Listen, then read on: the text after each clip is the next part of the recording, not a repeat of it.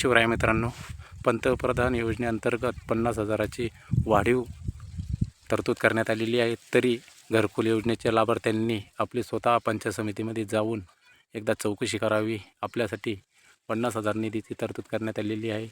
तसेच 15,000 रुपये त्याच्यामध्ये सौर ऊर्जासाठी आहे. तरी 35,000 रुपये घरकुल योजनेसाठी आहे. तरी आपण आपल्या स्वतः पंचायत समितीमध्ये जाऊन चौकशी करावी आणि 50,000च्या हप्त्यासाठी त्वरित अर्ज करावा. चला मग व्हिडिओ सुरू करूया. पाहूया काय तरतूद करण्यात आलेली आहे या व्हिडिओच्या माध्यमातून. किती पैसे कशासाठी दिलेले आहे, 50,000मध्ये आपल्यापर्यंत किती पोचणार आहे. चला मग करूया व्हिडिओ सुरू. ग्रामीण टप्पा 2 2024 ते सन 2025 2028 अंतर्गत 29 अंतर्गत लाभार्थ्यांना देण्यात येणार आहे अनुदान. राज्य हिश्श्यातून 50,000 इतकी अतिरिक्त रक्कम वाढ करण्याबाबतचा शासन निर्णय. सर्व घरासाठी लाभार्थ्यांना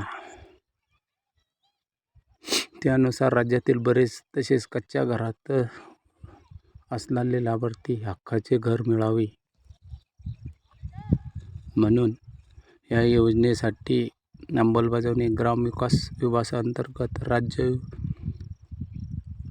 विपणन कक्ष ग्रामीण गृहालय कार्यालयामार्फत करण्यात येते.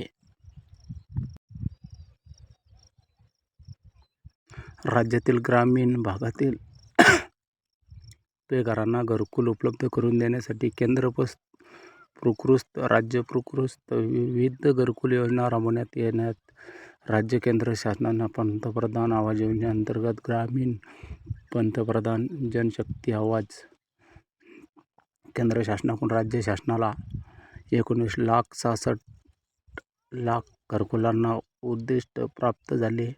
केंद्र सरकार पंतप्रधान आवास योजनेअंतर्गत घरकुल बांधकामाचा खर्च येत असल्यामुळे या योजनेअंतर्गत गरीब शेतकऱ्याने आणि घरकुल बांधकाम कामगारास अर्थसहाय्य करण्यात यापुढील निर्णय घेतला आहे.